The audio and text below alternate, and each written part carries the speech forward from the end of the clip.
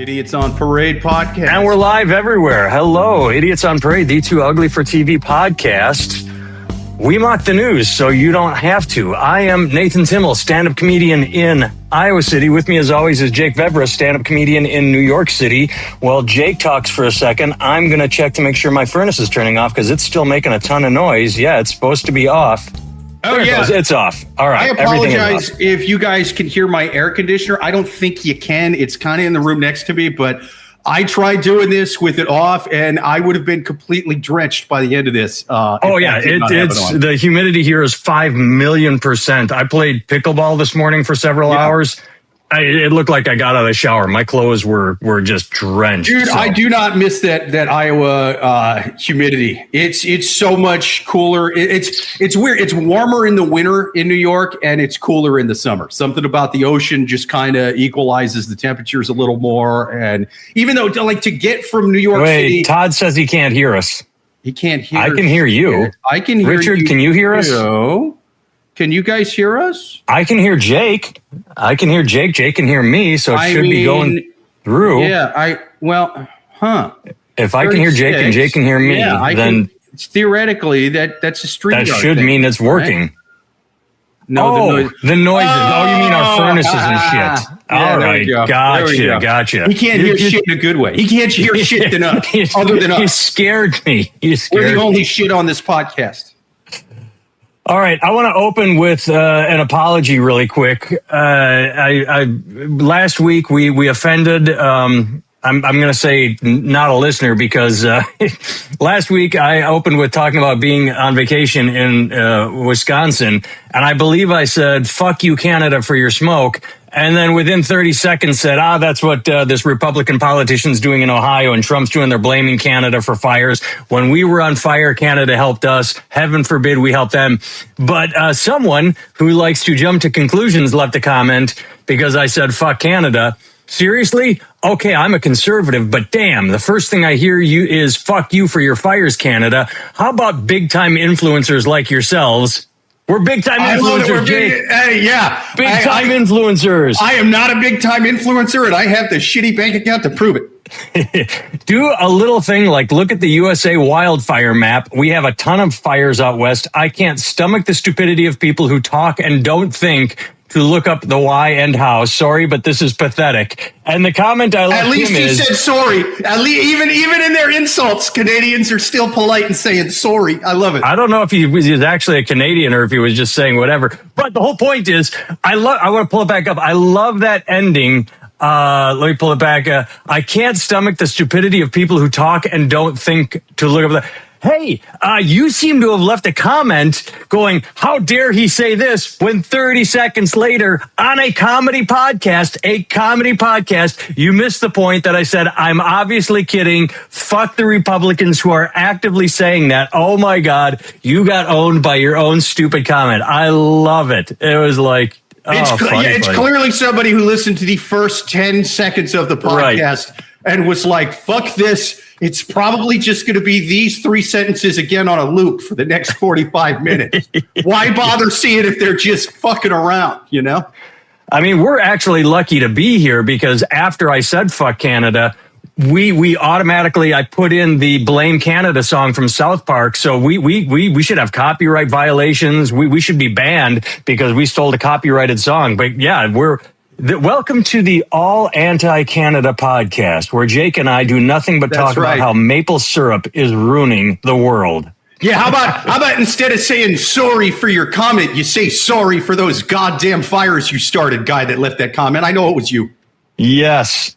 And by the way, American football beats hockey. Take that. Now we're throwing. You don't want to talk about hockey with this guy. He's already upset about it. Gord Howie was overrated. How about that? Howie Gordon?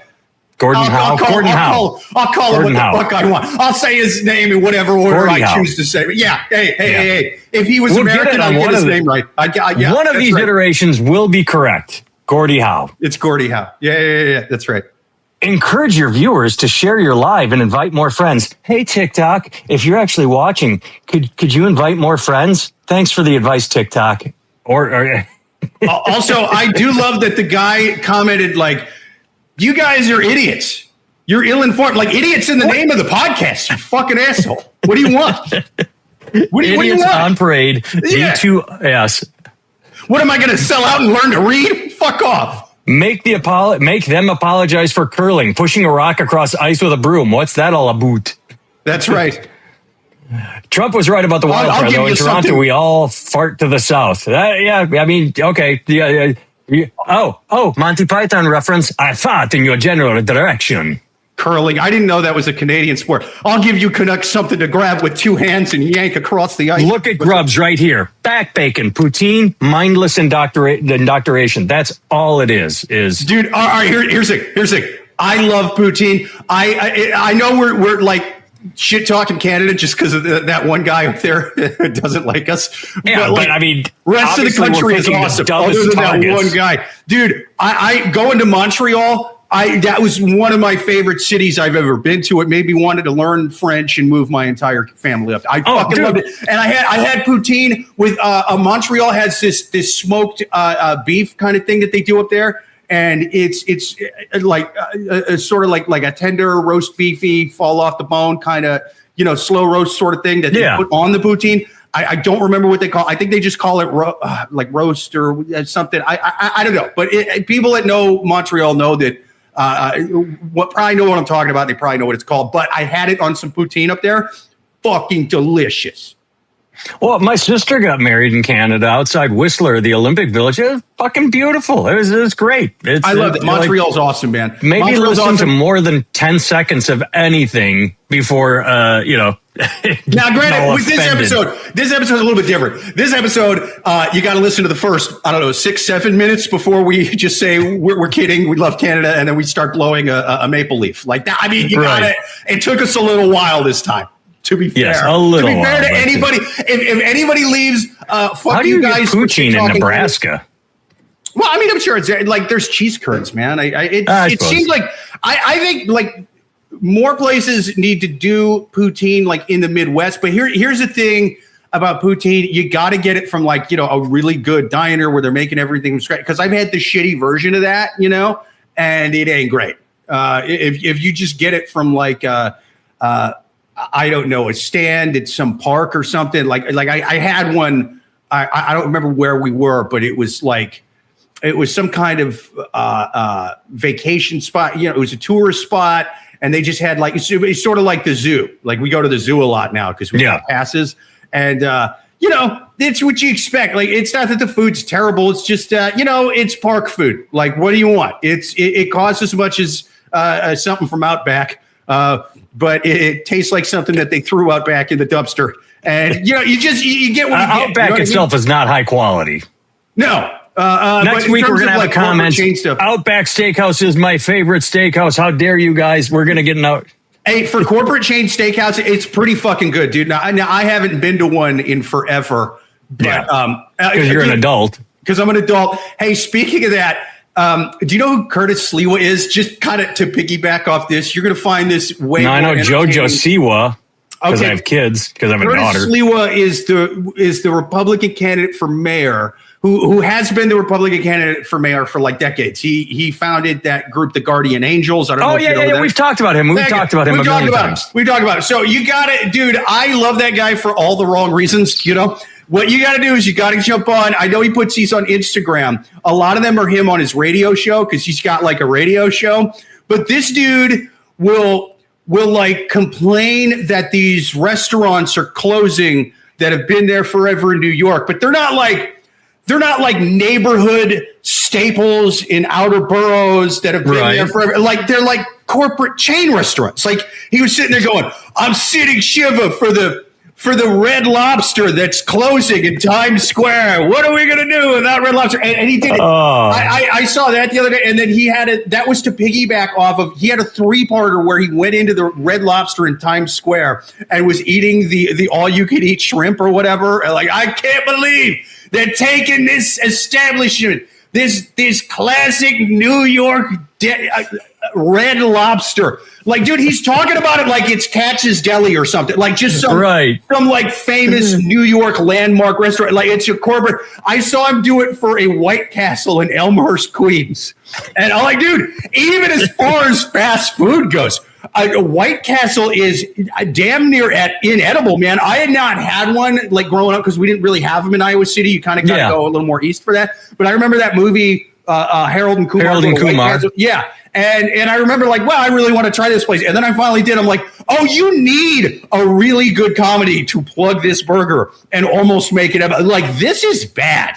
Like, even in terms of fast food, like, I'm not grading it up against Peter Luger Steakhouse here. I'm just grading it against other fast food cheeseburgers. It's fucking terrible. And he's sitting there like, oh, my God, they ain't going to have the White Castle in Elmhurst. It's the first place I ever bought a slider, you know? And I'm like, what? Dude, New York has just the best food from all around the planet. Shows up here. You can not only get a restaurant from any country on the planet, you can go to an entire neighborhood where it's all people that have like grew up in that country, have been cooking that recipe their whole life, and now they're here first generation, making it for you like they used to back in Bucharest or wherever the fuck. And it's goddamn delicious. There's a lot of things about New York that are overrated, that are overpriced, whatever. The food is not one of them. Now there's shitty versions of everything. You know what I mean? Oh, like, absolutely. You can get a shitty slice of pizza because it's just some place that's using cheap. But like, if you know where to go, you're going to have the best food. So to have Curtis Sliwa, who's like doing the classic old school New York guy, but like he's pissed off about like fast food place and Red Lobster. Dude, if you close your eyes next to that Red Lobster and throw a rock in any direction, it's going to bounce off one or two other restaurants that serve better seafood. You know, it just is. I could not believe it. But yeah, especially like the seafood. I am not bougie when it comes to seafood. I will crush a mountain of filet of fishes right now, dude. I remember dude, I love the filet of fish. It is so goddamn good. Again, I'm not bougie when it comes to seafood. I got the all-you-can-eat shrimp at Red Lobster. Like I didn't mean like shortly after I moved to New York, I went back and I got it with my dad and my brothers. We all went there. They're like, oh, let's do the all-you-can-eat shrimp. Again, I'll crush a mountain of filet of fishes right now. This was the worst goddamn seafood I've ever had. Like it tasted like bait. It tasted like bait. It tasted like something you should put on a hook to catch actual seafood. This joke used to be a staple in my set years ago.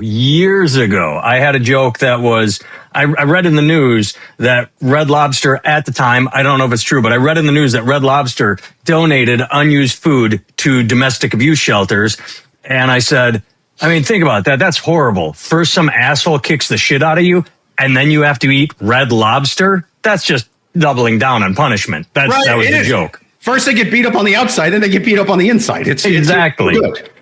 Well, where this all started, I Googled, poutine in Omaha, Dirty Birds, Crescent Moon, Smash Park La Vista. It says right there, a review, try the poutine. So that you get poutine in Omaha.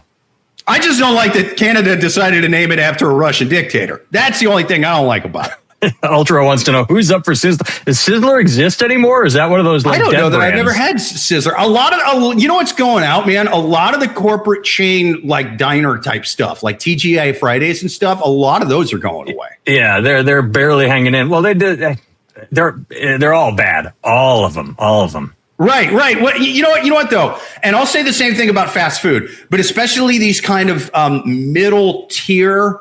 I'll say that like. Stuff like TGI Fridays is kind of in between fast food and like a good mom and pop like diner. I believe it's called fast cash. Fast cash, yes. Fast casual. Cash. Yeah. It's a very good term. I've never actually heard that term, but it's perfectly coined, right? Yeah. So it used to be when I was growing up, fast food was like super fucking cheap compared to like real food, right? And fast cash was even super cheap compared to like a steakhouse or something, you know? And then even then you got like that, I'll call it the upper sort of crust of that, the Texas steakhouse, the Outback Texas steakhouse, Roadhouse. Roadhouse. Yeah. Those are corporate steakhouses are pretty good. Those ain't going nowhere because those are like above those and you get a decent meal there. You know, it's not Peter Luger's or something, but but it's still really good, still solid, right? But the other stuff, the TGI Fridays, and especially fast food, yeah, you could get like a mountain of food for fairly cheap. And so, yeah, it's not great, but who cares? It's super cheap. These guys decided they were fancy at some point, and they're like, oh, I'm going to charge mom and pop restaurant prices, and I'm going to give them chemical slop that I fucking pulled out of a freezer. And hopefully they won't mind. It's like, no. We ate the chemical slop because I was paying like a quarter of what I could for real food. Yeah. When you're charging me real food prices and I'm still going to get that crazy shit virus that's going on, you know, I'm not doing it. I'm going to go to a real steakhouse or something. Yeah, but that's a nice thing. I mean, the difference. I'm not going to say that's too stupid, but even Iowa City has. I think I've told you this story. When I moved here, my wife, purebred Iowan, meat, potatoes, never tried ethnic food. I said, I love Thai food. She goes, oh, great. We have two restaurants. There's one. It's downtown. It's kind of sketchy. It's a little dirty. I'm like, we're going there. She's like, no. There's another. They have tablecloths. They have cloth napkins. They wrap the silverware. We're going there. I'm like, no, you want to go to the one that's a little. And so we went to the tablecloths. And when we were done, we're like, it was fine. She's like, that's Thai food. I'm like, no, that's like fancy Thai. Can we go to the one downtown? Thai flavor, and that's where we've gone ever since, because it's like, you want the place that's like, oh, you know, we've handed this down a generation or two. Why is my phone ringing? I have it on silent. Anyway, I'm not going to answer, but at least it didn't knock us off live. But the whole point is, yeah, you want to go to the place that is not like hoity-toity, like, oh, you know, we have the Thai. Some of the hoity-toity places, they live up to the legend, though. I mean, when it's a steakhouse like Ruth Chris or something, you can get a hoity-toity, but I'm saying when you get like Indian food or Thai food or Mexican, you don't want to go to a fancy chain Mexican. You want to go to the family-owned one. Yeah, no, absolutely. That said, I will say, have you ever seen that show? I believe they call it Top Chef on HBO. It's not. No, I've not watched it, but I'm familiar. Chef's, no, not Top Chef. Chef's Table. Chef's Table. No, I'm not familiar with that. Okay, that one. Did you ever see Jiro Dreams of Sushi? No, I hate all things fish, so I would never watch anything. Well, chefs, that was the Jiro one was about there's a blast from the past. Oh man, yeah. I don't know that I remember seeing them. I don't know that I ever actually went to one. But I don't think I went to one. That's the chain Mexican we're talking about. Chi-Chi's. So, dude, Jiro Dreams of Sushi, real quick, was just like it's actually really good. It was like a really famous sushi place in Japan, where the guy's like 80 something years old and makes it all by hand and has been doing it his whole life. And anyway, so it was a whole documentary about that guy. It was just really beautifully done. And then the same guy that made that did one called Chef's Table, where each episode, it's on Netflix. It's like a different hour about a different chef or whatever. And it was cool. You know what I mean? Like some of it felt a little like, oh, they sort of did this before. But one of them was a Mexican chef who went to France and, went to did the full on culinary school thing and worked in fancy French, like Michelin star restaurant, was like, I'm going to come back and I'm going to do Mexican food, but like that. And he opened up one in Mexican City. I'm so fucking dumb. Mexican City, the capital. It's the capital of Mexican. But no, he opened one in Mexico City. That was his first one. And then he made another one in New York. It's called Cosme, I believe. And dude, fucking woo! I went there maybe like 10 years ago. My wife took me there for my birthday because they'll do episodes about people all around the world too. And I'm like, but some of them are like legit restaurants in New York. Like I went to and they ain't all like fancy. Like one was just a ramen restaurant. And I went there. It's great. Best ramen I ever had, it's expensive for ramen. It's like 20 something bucks, but like, you're not going broke eating it.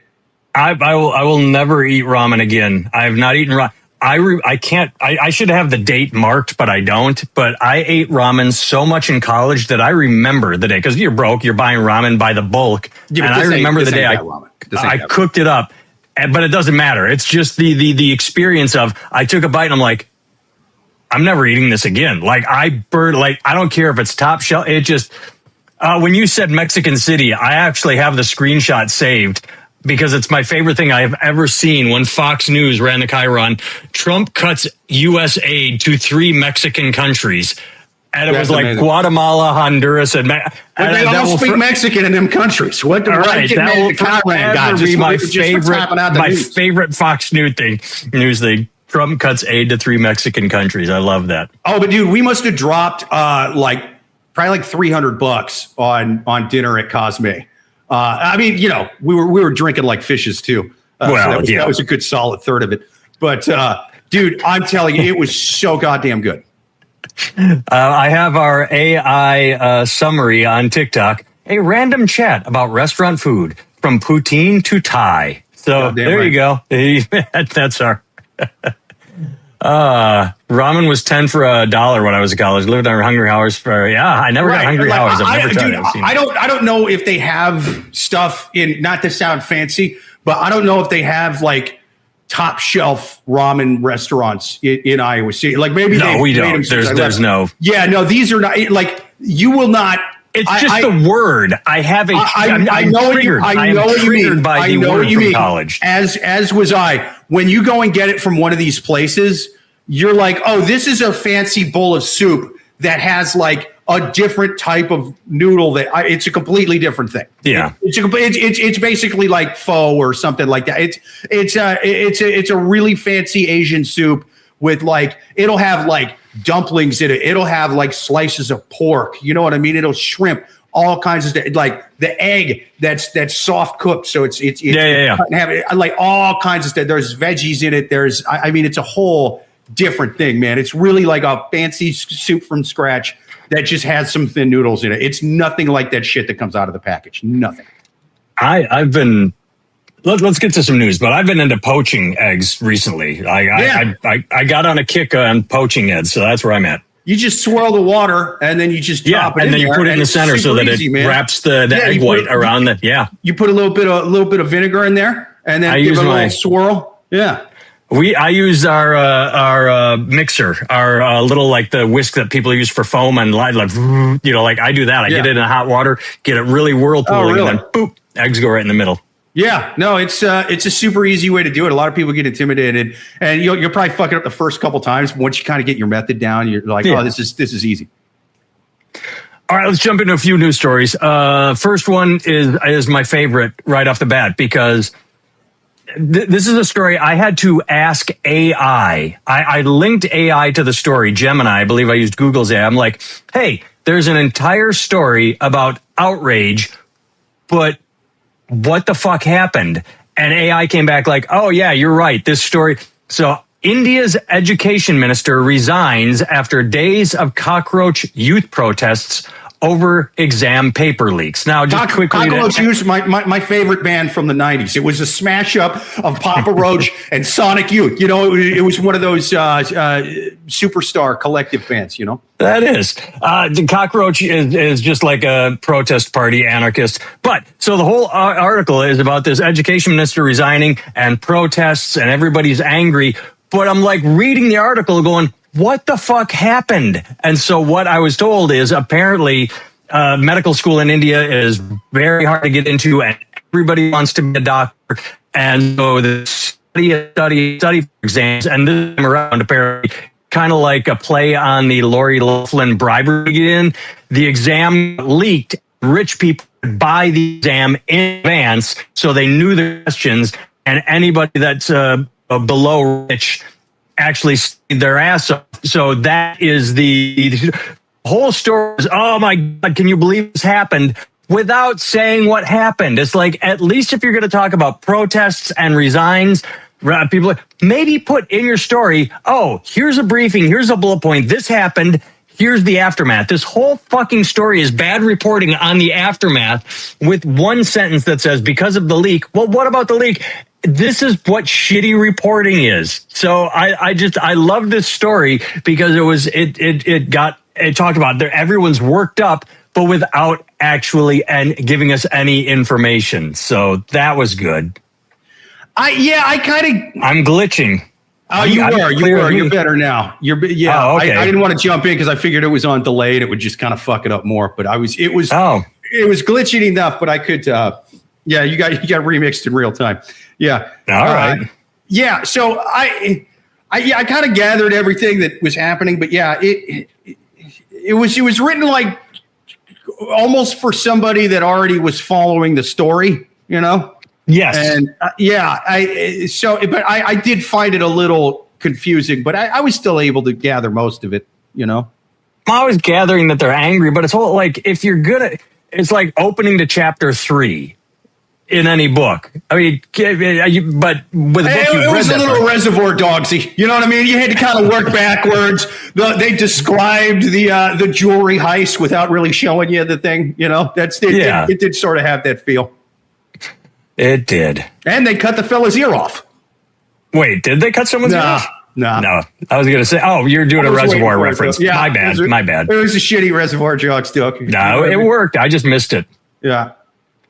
That was USA Today changes controversial Caitlin Clark column, but still leaves questions. Without going into detail, this one was pretty straightforward. A USA Today column by Nancy Armour about Caitlin Clark embellishing contact fouls and trying to work WNBA officials for the sports world took the sports world by storm this week, and not in a good way, because it suggested that Clark flopping, which everybody flops, is potentially responsible for racist violence by white nationalists in her fan base. The author even went so far as to link Caitlin Clark's flopping to the lynching of Emmett Till in an astonishing paragraph.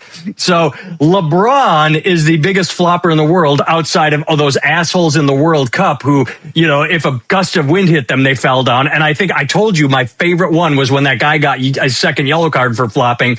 So they are saying that Caitlin Clark flopping is emboldening white nationalists. Talk about connecting dots. That's just a thing of beauty. Well, see, here's the thing. Apparently Facebook and a lot of my algorithm has decided that I care about Caitlin Clark getting fouled a lot.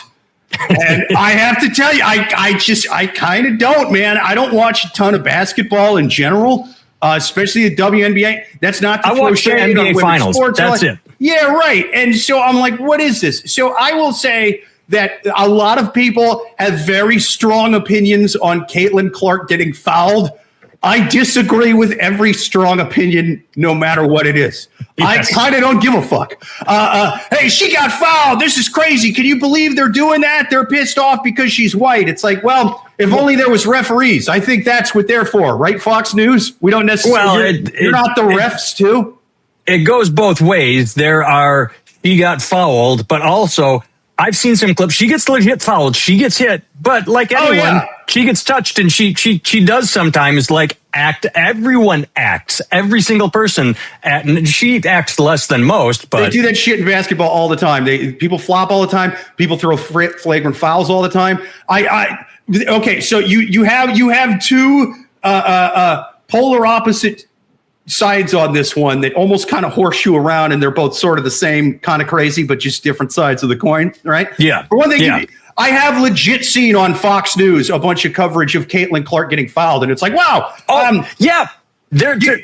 You guys seem to be spending a lot of time on women's basketball, eh, Jesse Waters? Like, what the fuck are you doing? Like, what is this?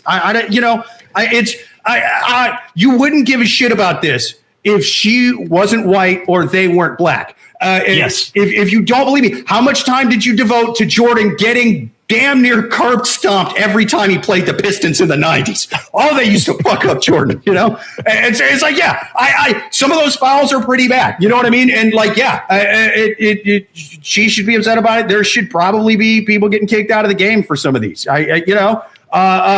Did you see the gasoline that just got thrown on this fire? No.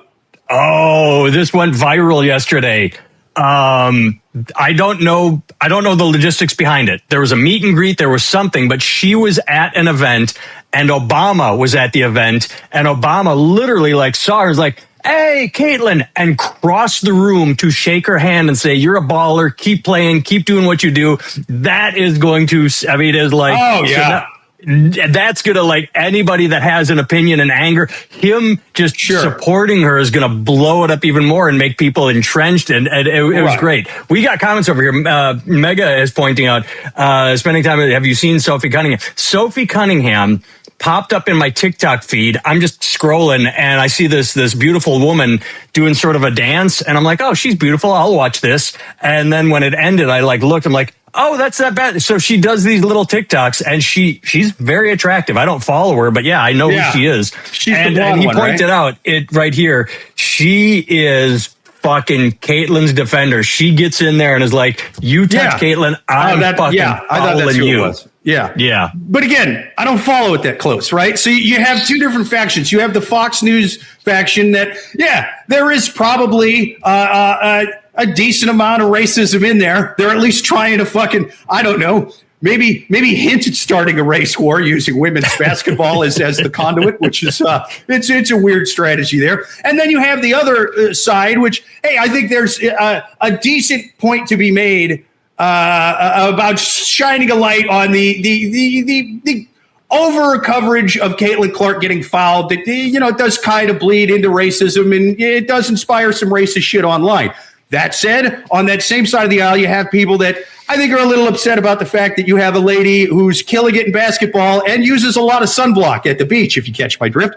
And that's kind of what they're upset about. I'm sorry, but if you and this goes to the Fox News crowd that feel the need to white knight Caitlin Clark, which, hey man, I think she's good. I don't think we need to white knight the Michael Jordan of women's basketball. I think she's got it covered. I think her and what's her name, Stacy, the other one is Sophie Angel Reese. Yeah, no, Sophie Cunningham. I think they've got this covered. I think they let them have it. Yeah. Let them deal with this on the court. That's also what referees are for and stuff like that. You don't need to fucking white knight her. But then on the other hand, like, hey, if you reverse the races of the women involved, all the people on both sides that want to blame Caitlin Clark for racist shit online and or B seem a little too excited about the fact that a white chick is doing good in basketball. You know what I mean? It's like, hey, how come that not just basketball, a women's basketball, which I will guarantee you they did not fucking watch before she showed up, and now they're all in and passionate on her. Yeah. Hey, how come the foam Indiana finger seems to have all the fingers up and is kind of doing a Roman salute? What the hell's going on with that? Hey, can't this just be about basketball? What is it? So I mean, if you reversed and with whoever wrote this article talking about it's invoking Emmett Till and all this stuff, talking about Caitlin Clark, you're right. If it comes out that Caitlin Clark was one of the men responsible for Emmett Till, she should be prosecuted. You know what I mean? If I would tell you right now, I will be the first to admit, if we find out that she is a time traveler, if she's a guy who's like, all right, now that we killed that kid, I'm going to jump in this time machine and go trans and start women's basketball. That'll really piss them off.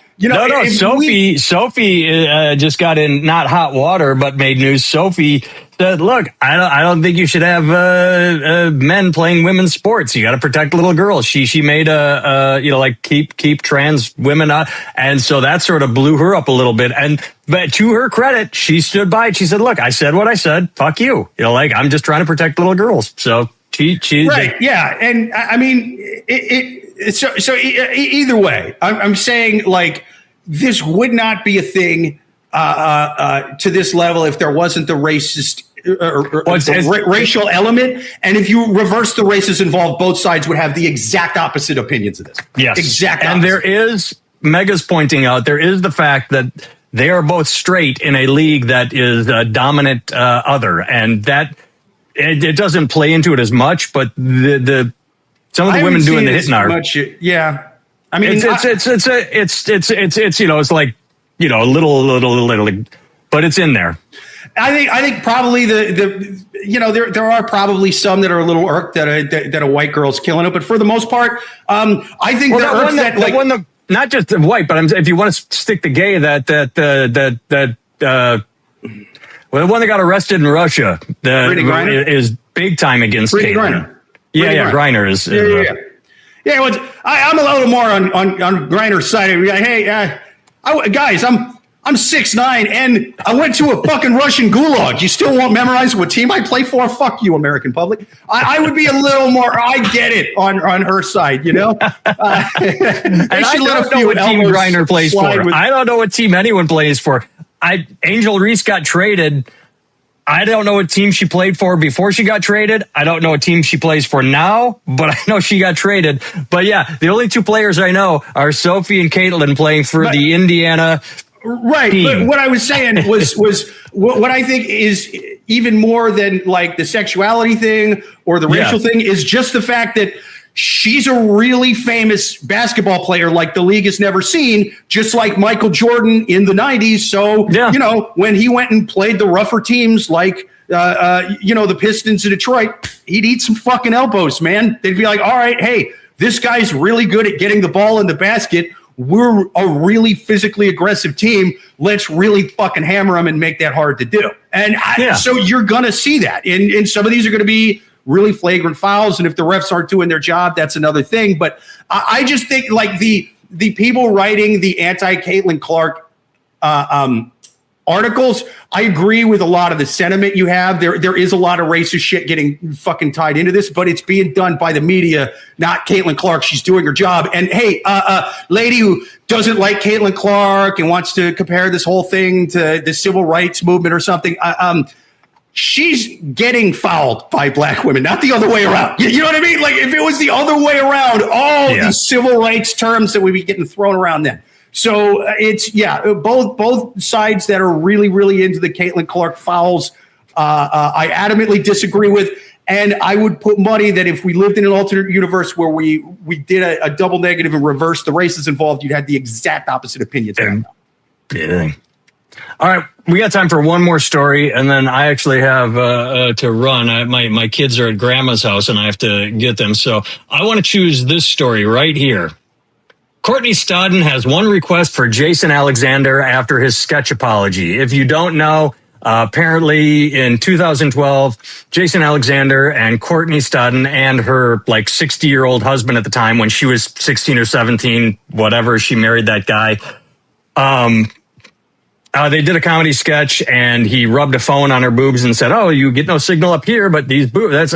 It was inappropriate. And she called him out on Instagram, like, "Hey, when I was 17, this adult put me in this situation that was inappropriate. I didn't realize it then. I do now." And Alexander apologized. He said, "You know what? I that is wrong. Looking back on it now, that's right." And she said, and when I read the headline, the clickbait, Courtney Stodden has one request for Jason Alexander after a sketch apology. I'm like, well, I mean, he apologized. What do you want him to do? Go back in time? But reading the article, I'm on her side. It's a little clickbaity. It makes it seem like she's pissed off or whatever. It's clickbaity, but she's like, she would like Jason Alexander she wants to urge him to support AB 1267, a California bill that would effectively ban child marriage by setting the legal minimum age to wed at 18. He also suggested he donate to Unchained Last, the only U.S. nonprofit dedicated to ending child marriage. Both reasonable. Why not? It's really frightening to me. There is no minimum age for. We have talked about this on this podcast a lot. And she is a direct, like she was 16. How old was this guy when he married her? Right, because you know what's way more inappropriate than rubbing a phone on a lady's tit during a sketch, which, not saying that's great if she's 16, making that same 16-year-old your child bride in California because that's legal, apparently. Yes, that's exactly. Crazy. That's such a bigger deal, man. So I'm Googling right now. God, I Googled, see, I can find that. What age? And I'm not saying there can't be like windows, like if you're 19 and marry a 17-year-old, obviously that's not the same as a 35-year-old doing it. But I don't know, same yearbook, I'd say, just a 4-year little thing. Right. No, she was 16 and he was 51. He was 51 marrying so she has absolutely every right to speak out and say, we need to pass this bill. what is mentally wrong with him? What is damaged inside his head that makes him say, as a 51-year-old man, I'm attracted to this teenager? Not just physically, but like mentally, emotionally. What about like... So again, the title is clickbaity. What she wants him to do, but the states, man, it's crazy, especially with all this talk. You mentioned I didn't really comment on it, but you mentioned something about that the other lady on the Heat, Sophie, was it Cunningham? Yeah. Where she had said something about we need to protect girls and trans women in sports and all. It's like, hey, anybody yelling about the 3 trans women that play sports in women's league? How about the child rights? Can we what do you? I mean, if that's legal in your state, I don't give a shit about your opinions about trans women in sports. Let's work big to small on this one. I agree with Mega here. I would say 35, but 18 is acceptable because I apologize for what I'm about to say, but again, my TikTok feed, I stumble across these people that do these crap things with their spouse. They catch them on Tinder and then they film them like saying, hey, I caught you cheating on me, and they're all in their 20s. Most people that get married in their 20s fuck it up. It's your starter marriage. You got to get some life experience under your belt and then get married. Yes, that's so he's making a joke saying, no one under 35 should get married. But yeah, you want to live a little. Right. Yeah. Vinton County, Ohio case. Oh boy. I'm sure there's something going on there, but yeah. But yeah, the fact that it's not a federal law, the fact that states' rights, you can get married at 16 when it should be just a federal law. Like, hey, you know what? 21 to buy cigarettes, 18 to go into the military, 16-year-old to get married. It fucking weird. Right. Fucking weird. I think everything should be one age, man. I think 18, whatever age you can sign a mortgage or do porn or join the military. Guess what? You also get you can buy a beer and buy a pack of smokes dude. too. Yeah. It's got to be what it is, man. I know it feels for some of this stuff like arbitrary, but it's not, man. It's like if you're gonna allow the exploitive stuff at a certain age, you got to give them the rights too. Yeah. If you're gonna allow them to voluntarily be potentially exploited. But by that, I mean, porn. I mean, the military. I mean, it was just the military loans, taking out mortgages, stuff like that. Yeah. Well, back in my day, the big thing was college kids signing up for predatory credit cards and not realizing oh, you have a 37% interest rate on this credit card. So that was a big one. But the military, the only thing I can say about that is there are so many people that use that as an escape route when they're in a dead, small, rural town and have no future. And at 18, they use it to get out. So yeah, if you're gonna use that, then yeah, like you just said, fucking that is 18 for everything or 21 for everything. Right. I think they keep the military at 18 because they know that's when people. Yeah. Are 21-year-olds too smart to go fucking die for Donald Trump to make $1 trillion off oil? Is that what? That's normally the 18-year-olds that are dumb enough to do that. That might be what it is. And hey, I say that as somebody that was dumb enough to do that with the last little Middle East fun time we had over there. Yeah, someone that's been in fun places. Yeah. So if you're gonna, it should all be one age. And look. If a 16-year-old can marry a 55-year-old in your state, they can buy a fucking drink too. That has to be. I'm sorry.